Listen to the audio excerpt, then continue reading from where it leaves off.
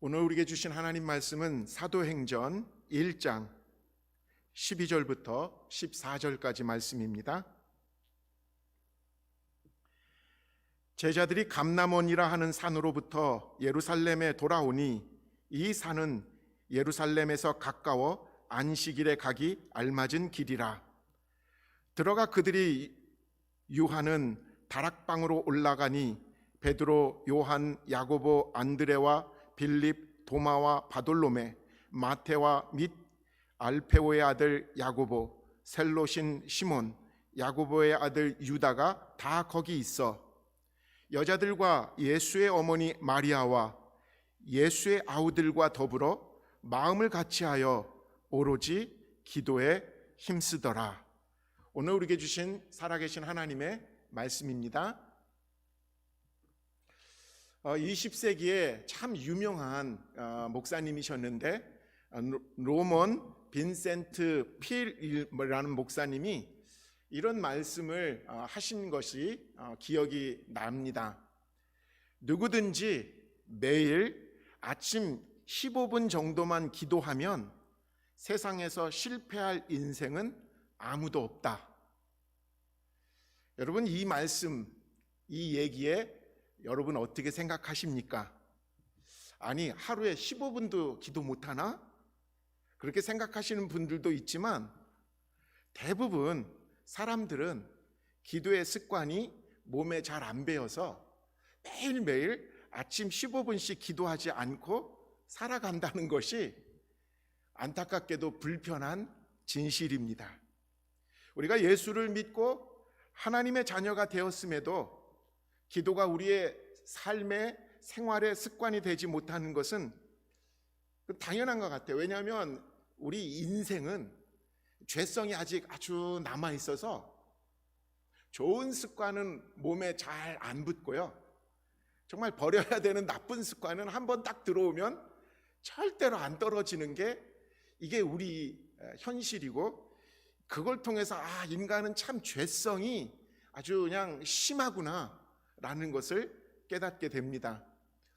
저는 이 부활절 이후부터 부활하신 예수님이 제자를 찾아온 이야기들을 같이 나누고 있습니다. 예수님의 십자가 그 길, 그 마지막 길에 배신한 제자들, 그리고 도망친 제자들, 그 제자들을 부활하신 예수님은 찾아오십니다.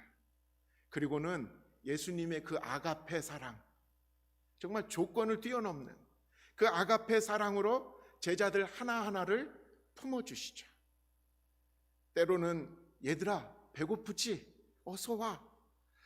아무 책망 안 하시고 먹여주시는 예수님, 용서해 주시는 예수님, 품어주시는 예수님. 여러분, 그 사랑으로 예수님은 베드로를 비롯해서 제자들에게 남겨진 하나님의 백성들, 어쩌면 양들을 돌보라고, 가르치라고, 목양하라고 그런 사명을 감당하기 위해서 마음의 문을 열어주십니다. 그런 이후 이제 사도행전으로 들어가면 사도행전 1장 3절 후반부에 이렇게 예수님에 대한 이야기가 나오죠. 그는 40일 동안 그들에게 여러 차례 나타나시고 하나님 나라에 관한 일들을 말씀하셨다. 예수님은 그냥 부활하셔서 제자들의 마음을 열어놓으신 다음에, 그리고 제자들에게 40일 동안이나 수시로 나타나셔서 차근차근 하나님의 나라에 대한 그 비전을 알려주시고 또 전해주셨다라는 거죠. 하나님의 나라에 대한 위대한 꿈을 제자들이 꾸게 하셨다라는 겁니다. 여러분, 하나님의 나라의 꿈은 어떻게 이루어지고 어떻게 펼쳐질 것인가? 예수님의 마지막 유언과 같은 지상 명령을 통해서 사도행전 1장 8절에 기록되어 있습니다. 성령이 너희에게 내리시면 너희는 능력을 받고 예루살렘과 온 유대와 사마리아에서 그리고 마침내 땅끝까지 이르러 내 증인이 될 것이다. 이것이 어떻게 보면 하나님 나라가 어떻게 이 땅에서 확장되어지고 넓어지게 되는지를 예수님은 알려주십니다.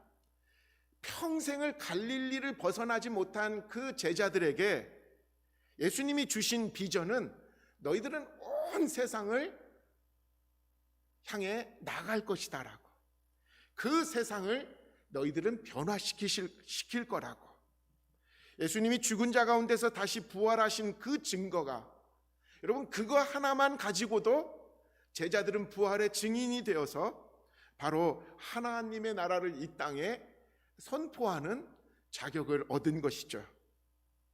여러분, 이것은 좀 더 깊이 얘기한다면 마귀로 말미암아 육신에 매이고 죄에 매여서 사망의 노예로 살던 멸망당할 수밖에 없는 인생들인 우리들에게 예수님은 그 죄값을 당신이 다 십자가에서 다 갚아주시고, 그리고 이제 없어진 거죠.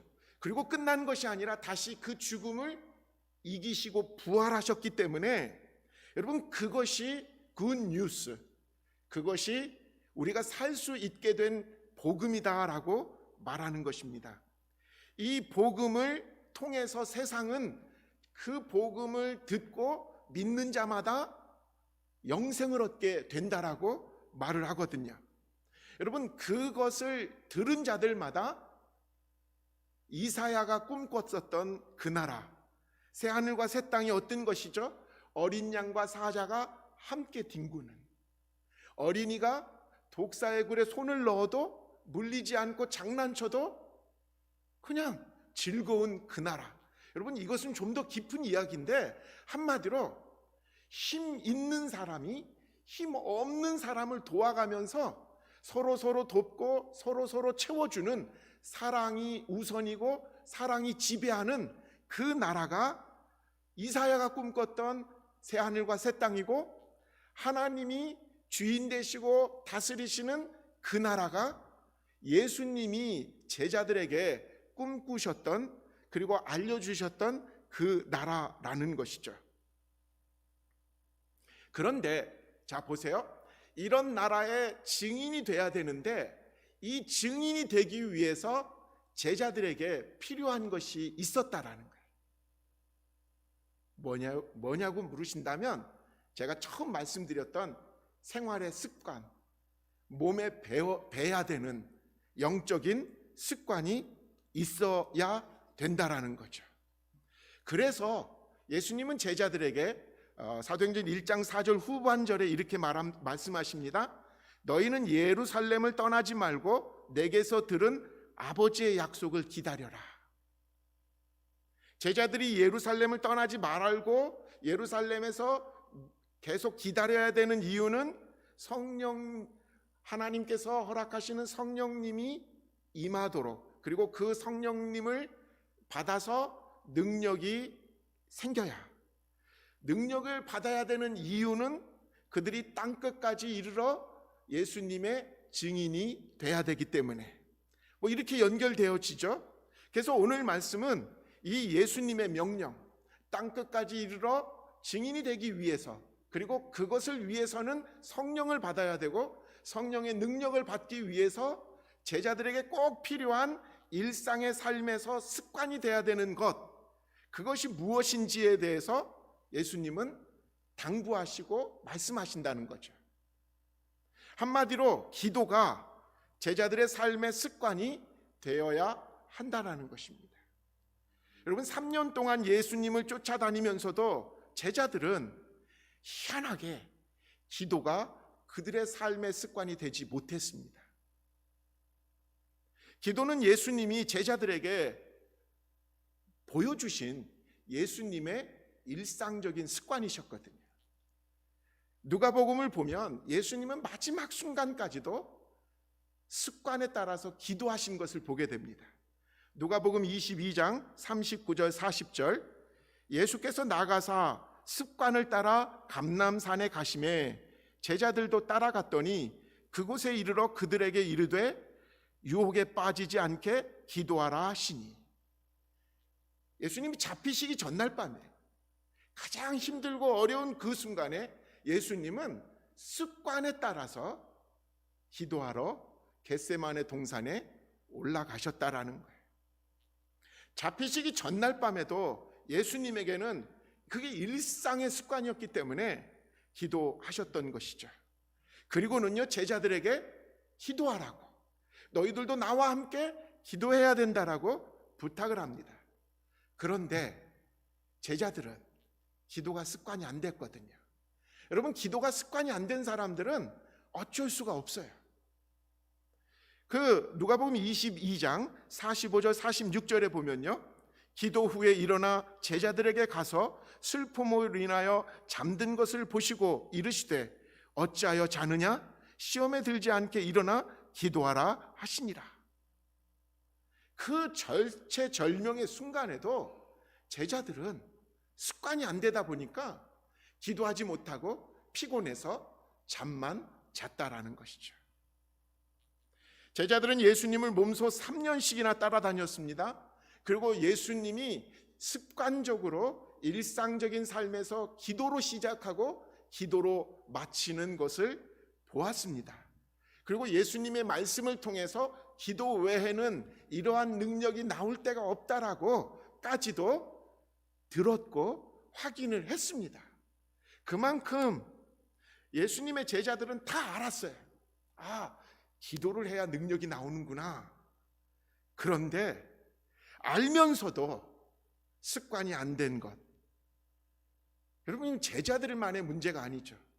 저와 여러분들도 알면서도 기도가 습관이 안 되는 것이 우리들의 모습인 것을 분명히 고백하면서 오늘 말씀에 더 주목해야 되는 이유가 거기에 있다라는 거죠. 여러분, 제자들을 향한 예수님의 비전은 간단히 정리하면, 이게 중요하니까, 복음의 핵심이니까요. 사단의 권세에 신음하며 멸망의 길로 나아가는 사람들에게 살 길을 열어주신 거예요. 그게 뭐예요? 오직 사랑으로 십자가에 달리셔서 죽으셨으나 그 사랑 때문에 죽으신 거예요. 근데 죽은 게 아니라 죽음을 이기신 부활의 능력이 그 안에 담겨 있다라는 거죠. 이를 위해서 제자들은 예수님의 사랑을 어떤 것인지를 확인했어요. 그리고 죽은 자 가운데서 예수님이 다시 살아나셨고, 그리고 부활하신 예수님이 하나님 나라에 대해서 반복적으로 설명해 주시고 말씀해 주신 것을 통해서 그들은 훈련을 받은 거예요. 겉으로 보면 다 끝난 것 같죠. 그런데 결정적으로 예수님이 부족하다라고 생각하신 것이 있습니다. 그것은 다른 게 아니에요. 예수님의 생명의 복음이 무엇인지도 이해했고, 그 복음을 통해서 내가 어떻게 살아야 된다 결심도 했겠지만, 인간의 깨달음과 열심과 결심만 가지고는 그 일이 이루어지지 않는다라는 거죠. 맞습니다. 여러분, 교회가, 그리고 성도가 감당해야 될 사명인 영혼 구원은 사람의 능력으로, 사람의 재주로, 교회의 어떤 프로그램으로 되는 게 아니더라고요. 오직 하나님의 영이신 성령의 도우심, 성령의 감동, 성령의 역사하심이 일어나야 가능한 일들이거든요. 기도가 뭐냐? 우리들의 삶 속에서 성령의 역사가 일어나도록 내 삶의 습관이 되게 하는 것이 기도인 줄 믿습니다. 그래서 기도가 우리들의 삶의 습관이 돼야 된다라는 거죠. 예수님은 그래서 제자들에게 성령의 능력이 임하도록 너희들은 매일매일 기도하는 사람, 기도하는 습관, 그것을 몸에 익혀야 돼라고 오늘 말씀하고 계시는 겁니다. 우리가 아무리 성경에 대한 지식을 가지고 있다고 해도 예수님이 나의 죄를 용서해 주시기 위해서 십자가에서 물과 피를 다 흘리셨다라고, 그리고 그것에 감격하더라고 해도, 죽음을 이기시고 예수님이 다시 부활하신 것을 믿는다고 해도 그 생명의 예수를 세상에 증거하기 위해서는 우리는 지식으로가 아니라 성령의 감동, 성령이 주시는 능력을 받아야 되는데, 그것은 다른 것이 아니라 우리들의 일상적인 삶에서 기도가 습관이 될 때 우리는 습관적으로 성령님 도와주십시오, 성령님 역사하여 주옵소서, 오늘도 예배하기 전에 간절히 기도한 건 딴 게 아니에요. 이 예배 위에 성령님의 감동과 역사가 있게 하여 주옵소서. 그래야 임하시고, 그래야 성령의 충만과 말씀의 충만이 일어나기 때문에 그렇습니다. 저는 참 한국교회를 생각하면 늘 감사한 건 딴 게 아니에요. 세계 어느 나라보다도 함께 모여 기도하는 아름다운 전통을 가진 것이 한국교회거든요. 그래서 기독교 2000년의 역사에서 이렇게 짧은 시간에 민족 구원과 세계 선교를 이렇게 강하게 감당하는 나라가 없어요. 근데 그 역사는 저는 분명히 깨닫게 돼요. 함께 모여 기도하는 그 한국교회의 전통이 그 일을 만들어낸 것이거든요. 얼마나 많은 기도의 용사들이 기도의 무릎을 주님의 몸된 교회 재단에 엎드려 부르짖었기에, 여러분 그 경험들이 여러분 있으시죠? 우리 복음연합감리교회도 그 증인들이 아직도 많이 계신 것을 저는 압니다. 철야 기도와 새벽 기도와 여러 기도의 모임을 통해서 교회는 하나님의 큰 은혜를 체험했습니다. 그리고 그 은혜가 영혼 구원의 영적 부흥으로도 일어났던 것이죠. 근데 한국교회 전체와 우리도 예외일 수 없는 것처럼 이 교회가 이 습관이 되어지지 않게 되면서부터, 성도들의 습관이 되어지지 않게 되어지는 것부터 교회의 사역은 자꾸 초라해지기 시작하는 것 같아요. 코로나 바이러스로 요즘은 더한 것 같아요. 함께 모여 기도하는 것이 더 어려워졌고, 이런저런 사정들이 우리가 함께 모여 기도하는 것을 가로막고 있습니다. 저는 개인적으로 참 다음 주가 성령 강림절이거든요. 그러니까 이 성령 강림절을 딱 떠올리면 기도하는 하나님의 백성들 막 그게 떠올라서 막 우리 함께 어떻게 모여서라도 기도할 수 있는 방법이 없을까 막 얘기를 나누고 생각을 하려다가도 이게 인간적인 생각이 탁 먼저 또 방해가 들어오죠. 대면 예배를 회복하는 것도 어려운데 우리가 어떻게 함께 모여 기도하는 것을 회복할 수 있을까? 여러분, 해야 될 일은 해야 되는데 어떻게 지혜롭게 해야 되는 거가 과제죠. 그걸 위해서 우리는 포기할 게 아니라 지혜를 모아야 됩니다. 좀 더 어떻게 해야 이렇게 오로지 기도에 힘썼더라 라는 이 초대교회의 이 시작점, 이것을 우리가 함께 맛볼 수 있을까? 여러분, 이 위대한 신학자 칼 바르트가 이 장면을 이렇게 표현한 구절이 있습니다. 예수님이 승천하신 이후부터 오순절 성령 강림절까지의 기간, 그 기간 하나님의 능한 행위가 중간에 끼어 있는 의미심장한 멈춤이 있는 시간들이었다라고 했어요. 그러니까 예수님이 이제 승천하셨어요. 그리고 그 사이에 성령의 강림이 일어났어요. 그 사이 기간에 제자들이 멈추었어요. 근데 그 멈춤의 시간은 그냥 멍하고 있었던 시간이 아니었다라는 거예요. 그 멈춤의 시간, 그 시간은 어떤 기다림이었을까? 아마 제자들에게는 예수님이 마지막 지상명령에서 땅끝까지 이르러 내 증인이 되라. 근데 예수님은 승천하셨고요. 그리고 그 사이에 성령의 강림은 아직 안 일어났고요. 그 사이에 뭘 했는가? 기도했다라는 거예요. 그게 기다림이라는 거예요. 그리고 그들은 기도하기 위해서 나가진 못했어요. 멈췄어요. 어쩌면 이 지난 15개월 동안 우리로 하여금 멈추게 한 시간들, 이건 의미 없이 보내라고 하는 멍하고 지나라는 시간이 아니라 이 기간 동안 멈추었는데 우리가 뭘 하면서 멈춰야 되는가? 일상은 멈췄습니다. 함께 모임도 멈췄습니다. 그런데 이 멈춤이 그 칼 발트가 말한 것처럼 의미심장한 멈춤이 되기 위해서는 기도가 이 시간을 지배해야 된다라는 거죠. 오직 기도하는 것으로 이 시간에 미래의 교회를 준비하는, 여러분 이 당시에 아직 교회가 시작이 안 됐거든요. 근데 이 멈춰진 시간 속에 이 제자들은, 그리고 예수님을 따랐던 사람들은 뭘 했을까요? 미래 교회를 위해서 기도로 무장한 시간들이 되었던 것이라는 거죠. 오늘 본문 마지막 14절이 저는 참 주목되어져요.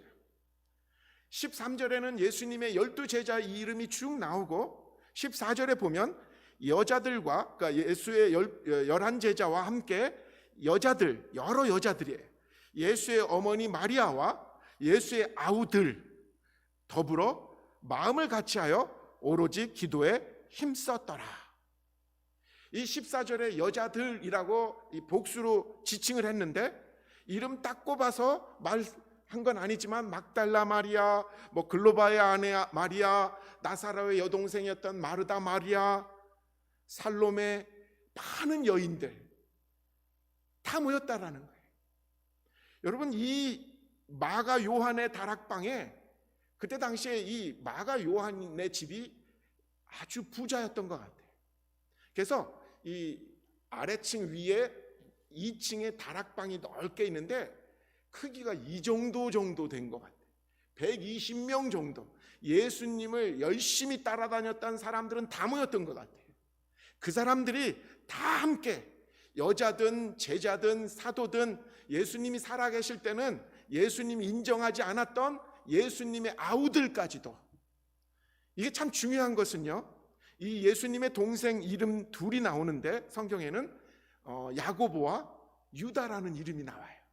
근데 이들은 다 초대교회 중심 기둥들이 됩니다. 나중에 12명의 사도들만 초대교회 지도자가 아니라 예수님의 친동생이었던 이 아우들까지도 같이 교회 리더십으로 인정받을 수 있었던 순간이 바로 이 순간이었어요. 함께 모여서 기도에 힘쓰고 나니까 이들이 하나가 된 것이죠. 그리고 서로 인정하고 서로 세워주는 그런 교회의 모습이 될 수 있었다라는 거죠. 14절 뒷부분에 개정 성경으로 읽으면 오로지 기도에 힘쓰더라.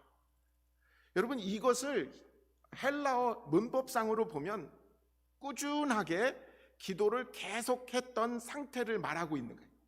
계속해서 응답이 있을 때까지 쉬지 않고 지속적으로 기도했다라는 그 의미예요.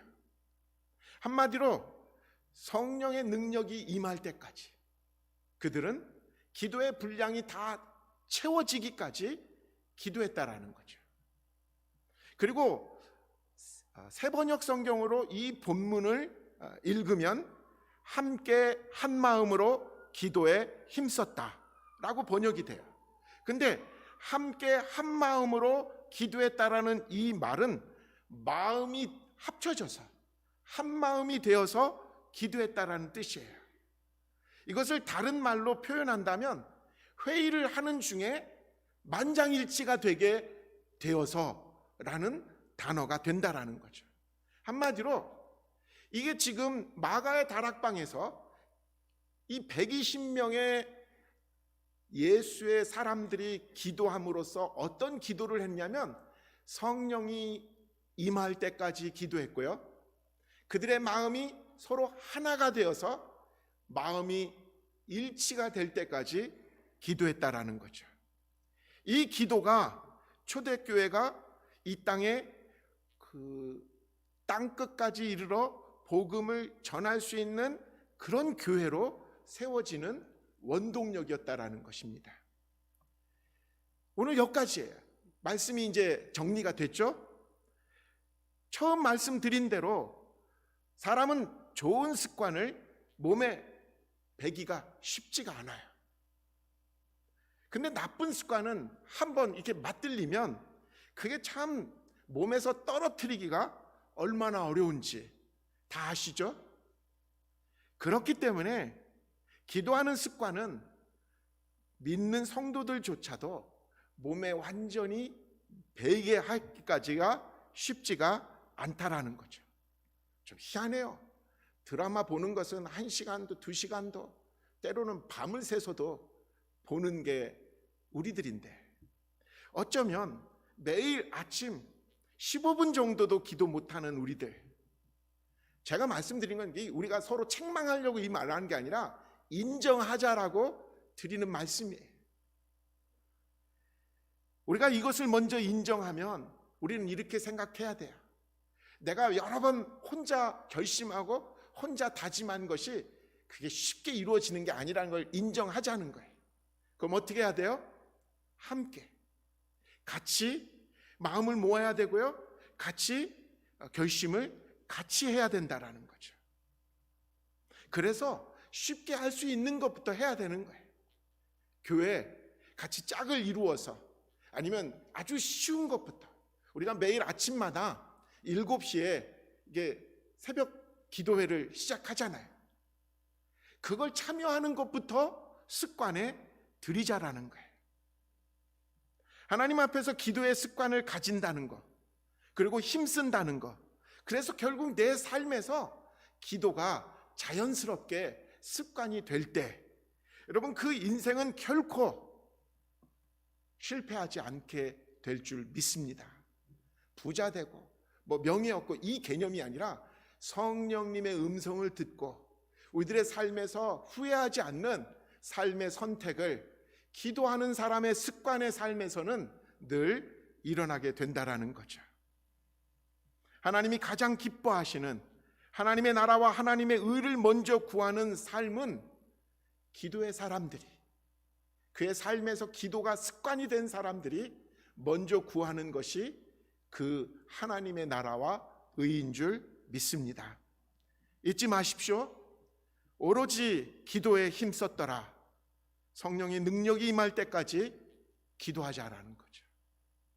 함께 한 마음으로 기도에 힘썼더라. 우리가 한 마음이 될 때까지 기도했더라. 이제 우리는 코로나 팬데믹 이후 새로운 사역을 준비해야 될 때입니다. 어쩌면 지금이 가장 의미 있는 멈춤의 시간인지 모릅니다. 이때 기도의 습관을 가지고 기도의 습관을 몸에 배기며 기도로 시작하는 저와 여러분 돼야 될 줄 믿습니다. 기도합시다. 주님 감사합니다. 이 땅의 교회를 바라보며 주님이 기대하시고 주님이 또 안타깝게 다시 요청하는 말씀을 이 시간 들었습니다. 기도의 습관이 내 몸에 배야 되겠습니다. 우리 사랑하는 복음연합감리교 교인들 모두가 하루에 아침을 기도로 시작하는 믿음의 사람들로 몸에 기도의 습관이 배일 수 있도록 축복하여 주시옵소서. 감사합니다. 우리 주님 예수의 이름으로 간절히 기도합니다. 아멘.